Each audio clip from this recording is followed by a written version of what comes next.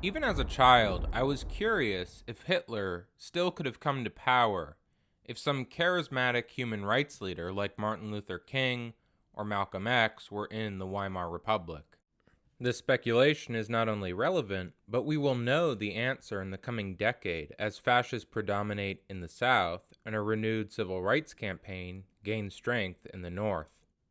Right off the bat, I can tell you that the brown shirts would not have stopped any of the civil rights leaders in the 60s, since they were up against the Klan, and the tactics of the brown shirts and the Klan were the same: violence.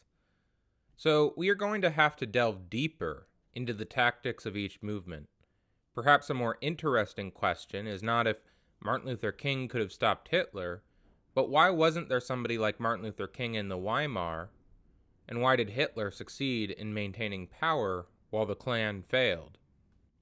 The Nazis started out as violent reactionary faction like the Klan, but whereas the Klan relied heavily on violence, Hitler realized that political power doesn't come from the barrel of a gun, but through electoral politics. That was Hitler's great epiphany, which conservatives in this country wouldn't realize until Reagan. But of course, by then, the left had already made substantial gains.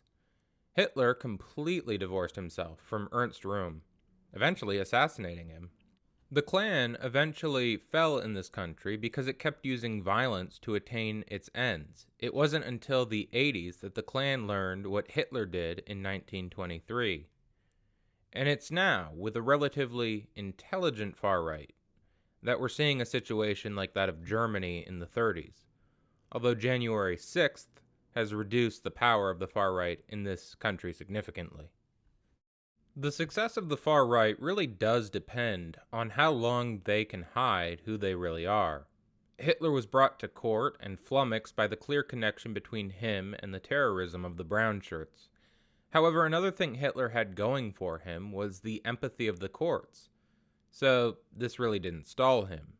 The Klan also had sympathy of those courts, those in power. And currently the far right as well, going so far as the Supreme Court. Those that represent the elites and established powers like Kurt von Schleicher, Hindenburg, or von Papen, or any of the Republicans in power in this country, will always treat the far right with a different standard than they do the left. This is true even among half the Democrats in power. That's not because they are racist, and not because they care if all the Jews or blacks were annihilated, but because they want to maintain their wealth and power. So how did Martin Luther King manage to get all these people onto his side? By going after money. The boycott removed wealth from those in power, whereas there was no boycott, to my knowledge, of the Nazis or their supporters. Hitler was brought to court and exposed, but it didn't come to anything because judges don't have to be swayed by reason, as we can see with the recent Supreme Court decisions, and they will continue to empower the right until it becomes as much of a threat as it was before January 6th. And this time, maybe this far right will have a little more tact than it had prior, now that the individuals involved with the far right knows what happens when you get too overt. That's what happened with Hitler, and I have no doubt it will happen with the far right here in our present circumstances. The far right is dumb, very dumb, but they can learn. By nature of being working class and being far right, you would have to be dumb or delusional or both. That's why their initial weapon is force. But give them time and they will learn other methods. If you don't crack down hard, this virus will evolve into a more tenacious strain. The left in our country today, however, is far less sentimental than it had been. One of MLK's great weaknesses was his naivety. In fact, the left today's great problem is its cynicism. I think the only reason MLK succeeded was that he was balanced out by the cynicism of Malcolm X, and the two men eventually created a synthesis in society. One great tool of Martin Luther King, and an important aspect of any movement, is a place to congregate and strategize, and for MLK it was the black church. Today, we have an even better place: social media.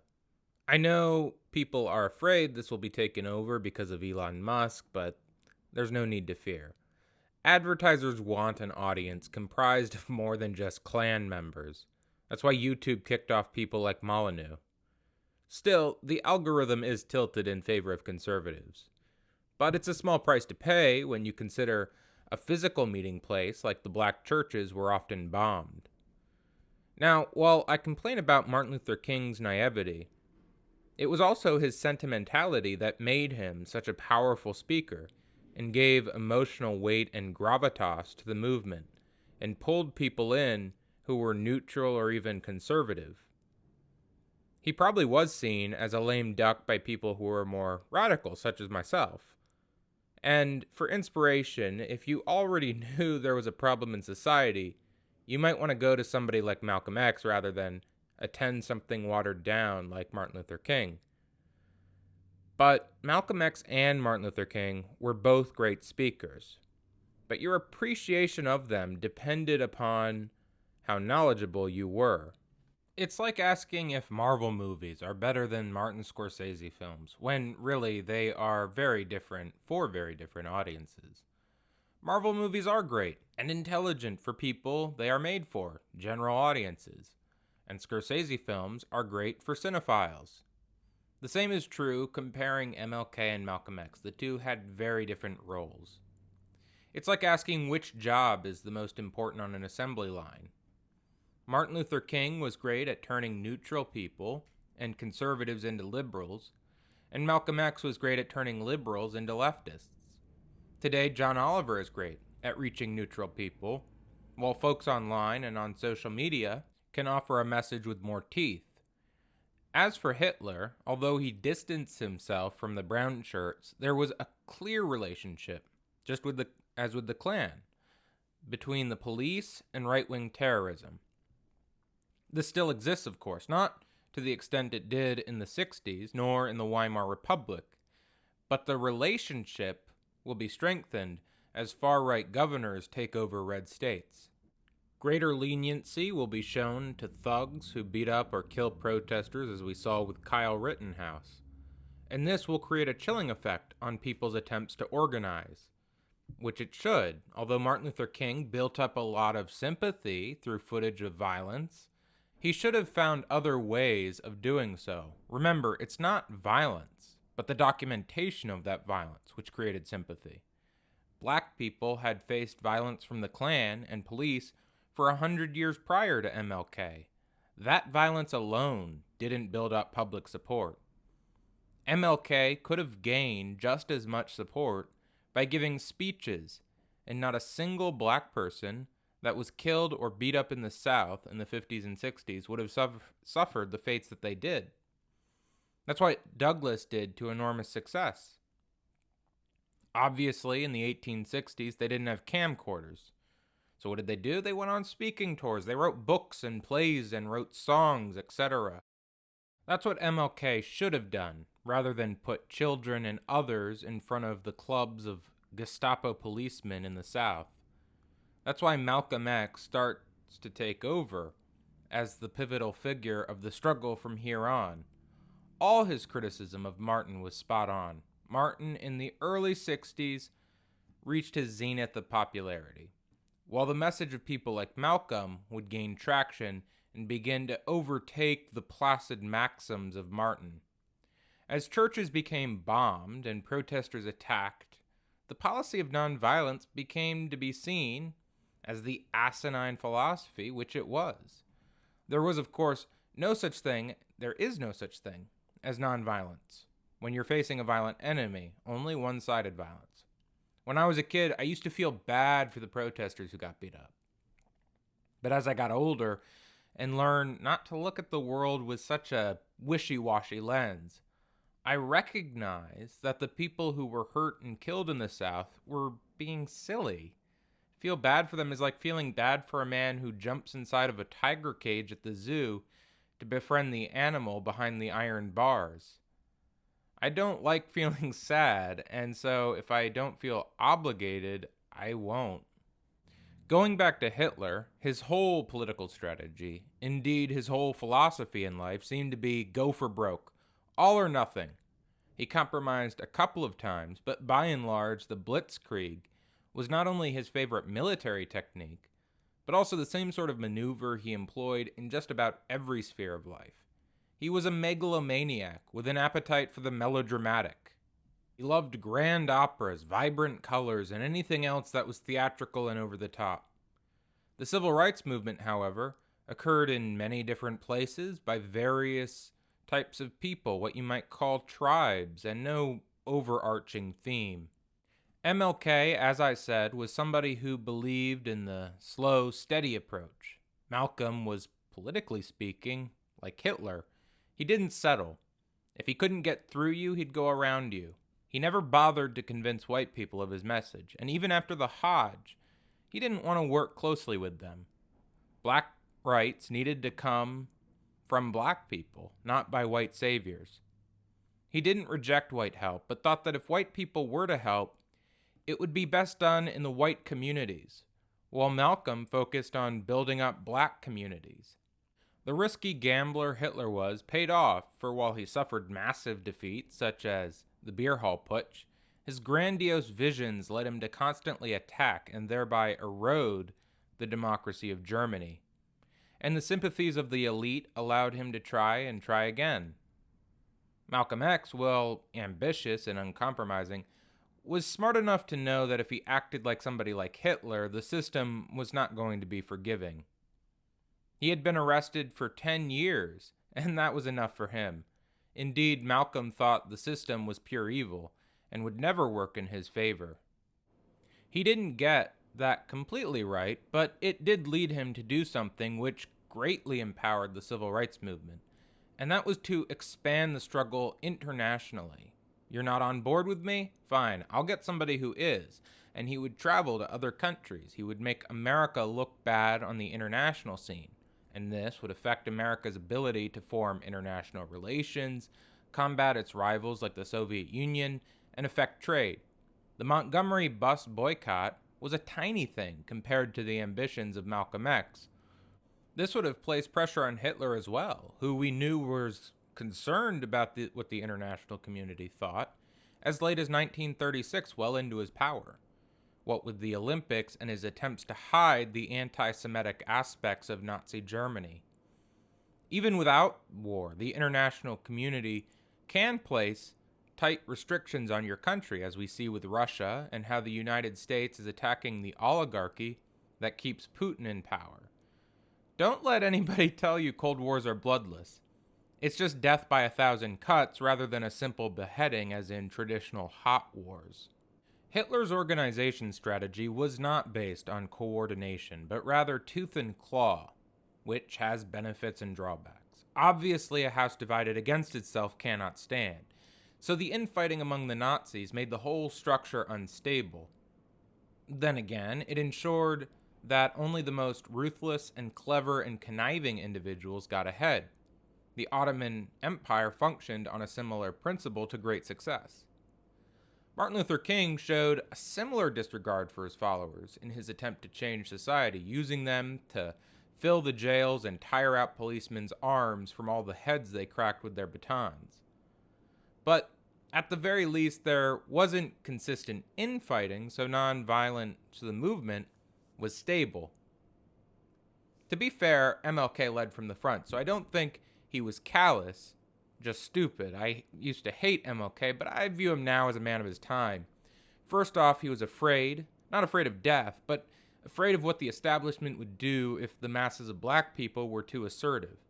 And I think he was misled by what he read. He was influenced by Gandhi and mistakenly put all of his faith in civil disobedience. It's just one of the things that people take to the extreme. Loving your family is good, nepotism isn't. Peace is good, strict pacifism isn't. And it could be effective, filling up the jails of the city till the town wasn't able to function. Thing is, it wasn't needed. You just need to convince enough people and the laws will change without anybody's head being broken or anybody being thrown into a cold jail with fines they may or may not be able to pay. Now, I do want to give some credit here to MLK because what was good was the singing. An excellent propaganda tool for reaching the emotions of the masses to change their minds, as well as inspire the followers of the movement and make them headstrong against fierce resistance. A good protest song is one of the most powerful weapons a movement can have. And the reason MLK was such a magnificent speaker is because of the musical flow and rhythm of his voice. Now, one thing pacifism mentality gave to King was a spotless background. It was very difficult for the FBI, whose tactics differed little from the Gestapo, from finding anything on him. He was the sort of man who probably never even jaywalked. This was, interestingly, also an advantage of Malcolm X. For all of his fiery rhetoric, Malcolm was never arrested after his 10-year stint in jail.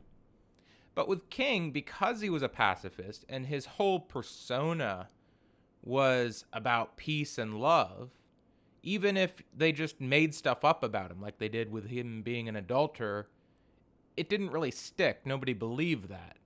So I really don't mind his summer temperament, and I don't think you have to be, and I don't think it's wrong to be civil and placid. It's not my style, but that's a good persona to embrace if you want. It has its advantages. It was just that the nonviolent marches and sit-ins I hated.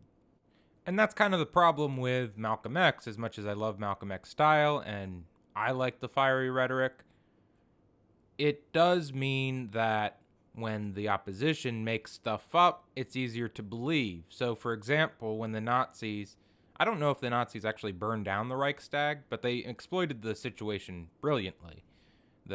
Using the Dutch communists to attack their communist rivals. And with somebody like Martin Luther King, things like riots that break out, even though the mainstream media tried to pin King with those riots and the violence that occurred, it didn't really stick because of King's persona. Whereas if they tried to blame a riot on Malcolm X might actually, accept that because he loved riots. I personally don't have any moral qualms about destroying shit. It's just tactically not always effective. If you can get away with it, great. For example, John Brown in Kansas. I thought that was good. Abolitionists were being murdered, and if that continued, slavery would as well. You can't change anything if you're dead. And people who might speak out if they were smart enough will shut up rather than get murdered. For people to change things, most of them, myself included, must have at least a small degree of security. Violence in self-defense is good, and less likely to sour public support since it was you defending yourself. Whereas a riot is easier to construe as rioters being bad, even though MLK himself said that a riot was the sigh of the oppressed.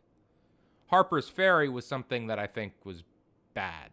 I'm sure it excited and emboldened many abolitionists, but at the same time, it ended in failure. John Brown and all his men were hanged. For the fire and brimstone, Elijah, and even Malcolm, who was more aggressive, knew that violence in self-defense was the only violence they could engage in. And of course, they didn't and shouldn't have considered that violence, that self-defense. The two great accomplishments of Elijah and Malcolm is that they introduced a new path forward and condemned the self-loathing quality that had characterized the black struggle up until that point. And they emphasized building up black neighborhoods and businesses. Supporting a local business has a similar effect to unionizing a large business. Because a small business, even if it's hierarchical, because it is small, it's easier for employees to negotiate with those up top because there are no middlemen, or at least very few. In a small business, it's also, for the workers, easier for the workers to organize since they are fewer. Now, Malcolm and Elijah said black businesses, but all black businesses pretty much were small back then. And getting rid of hierarchies in society like this makes it harder for somebody like Hitler to gain power because they depend on hierarchies and people beneath them to crush the masses below. Let's not forget, one of the first people Hitler went after were trade unionists. As for Hitler, he uses the Reichstag to acquire emergency powers and ban free speech, arrest protesters, and assassinate rivals. This had already been the case in the South with MLK. The civil rights movement occurred to acquire those freedoms, which in Nazi Germany had existed until Hitler. This is happening again in the South. There had been free speech in the South. I guess somewhat still is, but now a campaign to erode freedoms like voting and protesting are underway. It might not happen all at once like it did in Germany. This might be a slow burn to avoid suspicion. Not that it's particularly well hidden, but the South hasn't arrested thousands of people overnight. But they might end up doing the same thing over the course of a decade, with similar results. I view Ron DeSantis is clearing the way for somebody like Hitler to come along. DeSantis is a Hitler prototype. Though wrong about nonviolence, Martin Luther King was right in how he used it, that is, to disrupt businesses and money. He started to stage protests during shopping sprees and tried to affect the amount of money a town was making through his activities. Nonviolence doesn't create change. MLK was wrong about that. Nonviolence doesn't even exist when your opponent is ready to murder. But affecting the powers that be and their ability to make money, now that does give you leverage.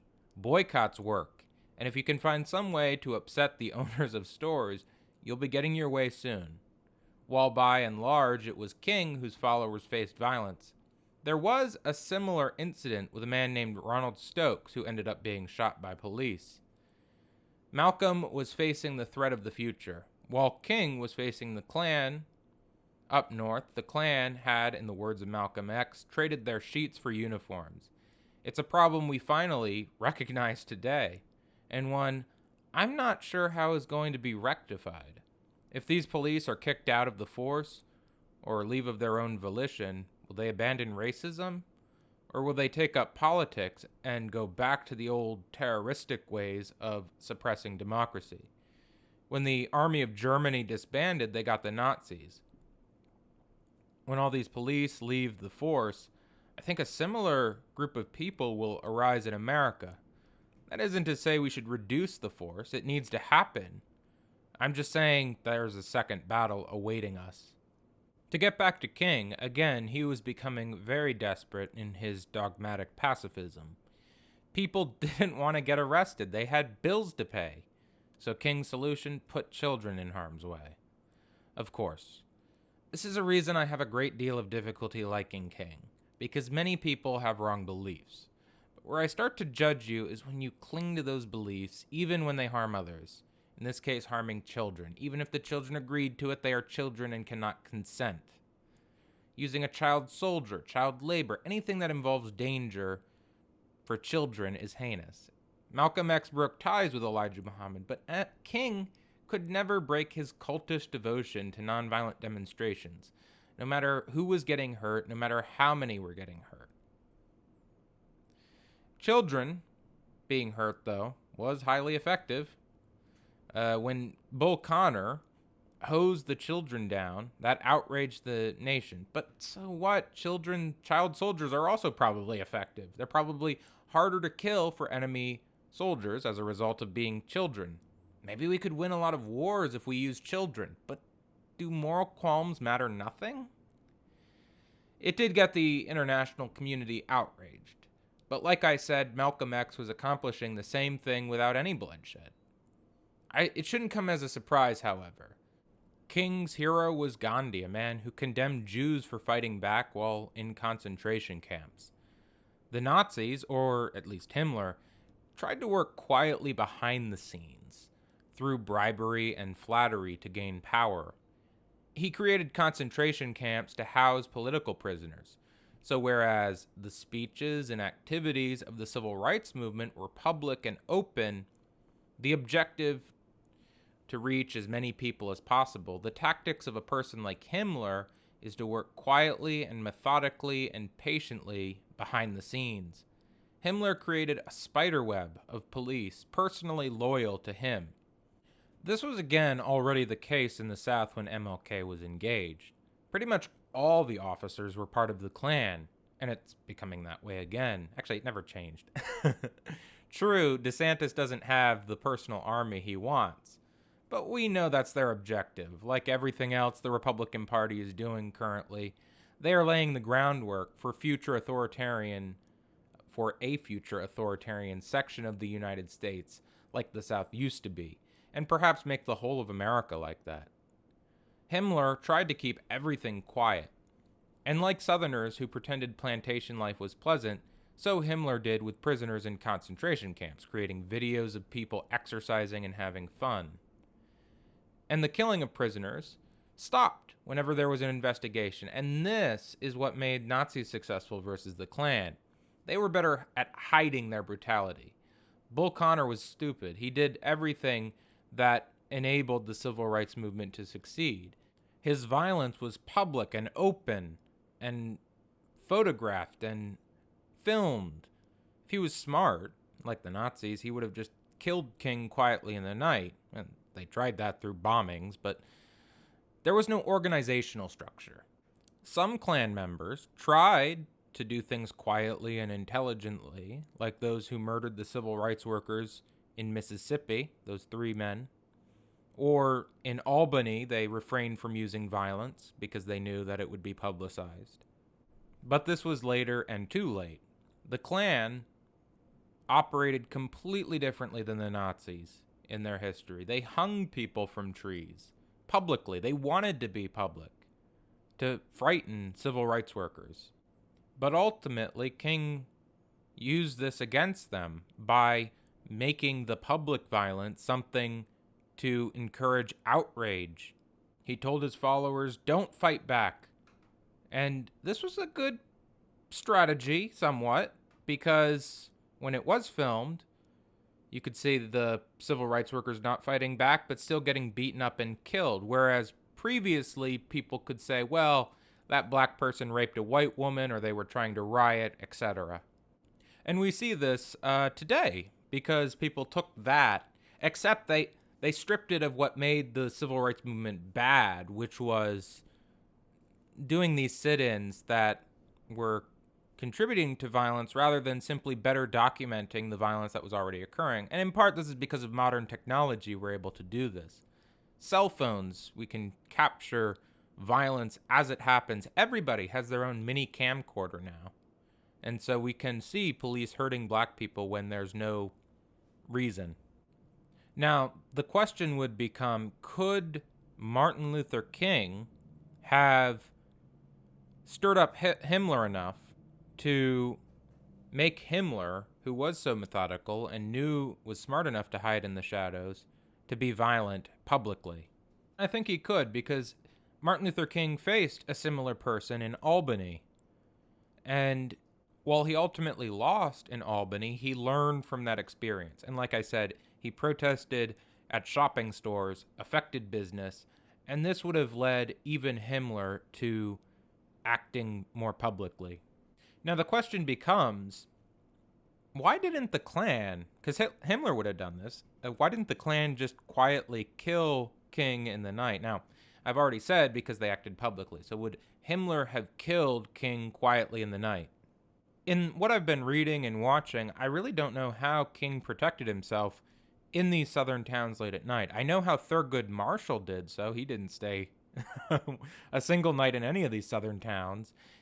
There were elaborate schemes to get Thurgood Marshall safely out of southern towns and to operate safely in southern towns. And that's a more interesting thing. Supposing King operated in a similar way to Thurgood Marshall.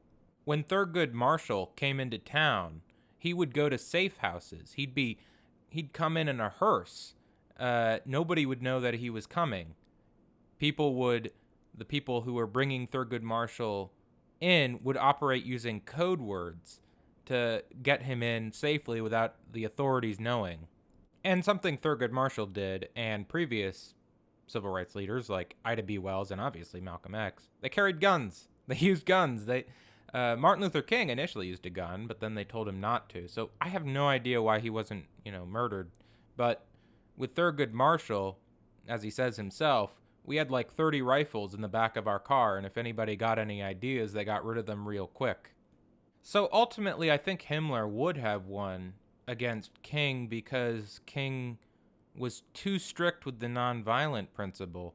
Himmler would have just killed him in the middle of the night because King didn't have a gun, and the Klan was too stupid to do so. If, however, King continued to have used that gun, which he didn't, then he would have been a person who could have succeeded against Himmler. Because once he got enough public attention about the outrages that occurred, over 200,000 people were on the march in Washington. That would have stung the Nazi power significantly. Because if there was any investigation, any attention on the concentration camps, Hitler, because of his power and tight grip on the violence that occurred, would stop all the violence for months. And so, if somebody like Martin Luther King was in the Weimar Republic, I think he could have stopped the violence in the concentration camps for a significant period of time. Himmler, however, was able to quickly start up the killing again as soon as the heat was off. And this is why the Nazis succeeded while the Klan failed. The Klan was a confederacy of dunces with no hierarchy. The Nazis had hierarchy, tight control, a strict chain of command. Another thing that the Nazis had at their disposal was their Gestapo, who could wiretap and observe their opponents and use information to strategize and to blackmail. Oh, Bayard Rustin, you want to talk about human rights abuses that are going on in the Weimar? Well, maybe we should talk about your relationship with other men. And actually, the FBI did do this, but the FBI was somewhat restrained. The Gestapo, of course, wasn't. Malcolm X emerged as a major figure because people were starting to recognize the limitations of Martin Luther King. Anybody who tells people to be loving and forgiving after their children are murdered really doesn't have the people's best interests at heart. Malcolm was a man who was unafraid to tell the truth. He had his freedom because he didn't rely on white support. He didn't work within the confines of the white community and what they considered acceptable. He got all of his power and support from black people. Now, this did weaken him financially. But he started to travel abroad, and this would have created much more tension and problems for Germany. Because, as we said, up until 1936, Hitler was nervous and afraid of the international community and wanted their respect. He was still trying to rearm. And Malcolm also pushed the movement to be bolder, whereas some might have been satisfied by James Meredith. Malcolm wanted all black people to have a good education, not just one. He wanted all black people to be uplifted. Malcolm knew the importance of associating with celebrities and using their platform, their very large platform, to express himself. And Malcolm X was just as good of a public speaker as Martin Luther King. His style was completely different, whereas Martin was more melodious and there was a swing to his voice. Malcolm X's style was much more like war drums. There was a heavy beat to it, which makes sense. And of course, he didn't hold back. He didn't let give anybody room to maneuver. He told the situation exactly as it was, with clarity. He didn't say love and forgiveness. He didn't start to preach about how we need to restrain ourselves. He didn't try to talk about how great, in fact, Nazi Germany or the South was, and that they had so much potential to be better. In short, he didn't mince words, and he got right to the point. And so he cultivated a much better informed audience than Martin Luther King did. Of course, the radical nature of his message meant that he didn't attract as large of an audience, but the audience he did get was far more radical and committed to change. So you could say Martin Luther King weakened the opposition, robbed them of numbers and support, while Malcolm X did the exact opposite. He strengthened the base and emboldened the base and made them more committed to change. And so Martin Luther King and Malcolm X are really very important. They've worked very well together because they each had strengths and weaknesses that complemented one another. And I'm sort of hoping a similar thing's happening here with people like Khive, the establishment, people who are really obsessed with the establishment Democrats, and Bernier Busters, who are really cynical and hate the establishment, and hopefully they'll create a synthesis. Probably the best activist you want to aim for is Malcolm X after the Hajj, because he was still sharp-tongued, but he was more pragmatic. And you want to combine those two. You want to be pragmatic, you want to work with people that you might not really like, but also be able to tell the truth and have candor and honesty so that people don't walk away from you thinking, well, we disagree, but we're still friends. I don't think I really need to change myself. If you want to wake people up, to use the modern term woke, you don't fluff up their pillow. You splash water on their face. You get loud, you shout, you scream. Ultimately, the Black Panthers tried to combine these two men. I just think the Black Panthers failed because they just weren't pragmatic enough. They were more pragmatic than Malcolm had been. But I feel like they should have gone into electoral politics sooner. Bobby Seale ran in, 1981? By then, the party had already been thoroughly infiltrated and broken apart by the FBI. So, electoral politics is very important to maintaining a movement because you want those in power to have reins on them. You want them to be held back so your movement can grow. You can't just do a movement outside the government or the government will crush you because you've left the government, those in power, to your enemy.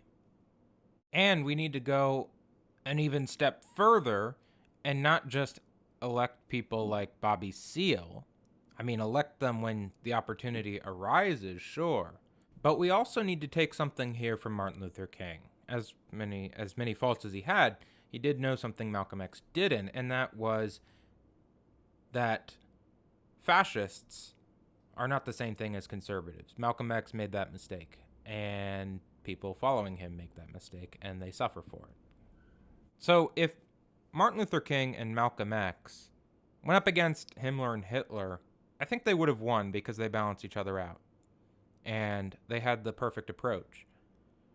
Now, for our modern day struggle, the question is going to become if we will succeed against the fascists in the South. And I think we will, thankfully, because there is both Khive, people who are sycophants for the liberals in power, and because on the other side, you have Bernier Busters, people who are utterly cynical and do nothing but attack liberals. And I think they'll balance each other out, which is nice. It would be better if they just, eventually came together and formed a synthesis. I have no idea if that's going to happen. It doesn't need to. If Martin Luther King and Malcolm X never came together and they just each stayed in their own realms and it didn't come together in something like the Black Panthers, they still would have accomplished what they needed to. But it is nice, I would hope, that people go on the right path and come together and know what the right path is rather than each going to their own extremes. For people like myself, if you want to see the movement succeed, my advice is to play Khive and Bernier Busters off against each other. If you see that Khive is getting too powerful, support Bernier Busters and the cynical takes they make. If you see the cynical takes they make gaining popularity and power, support Khive. Make sure that each of these extremes are no more powerful than each other.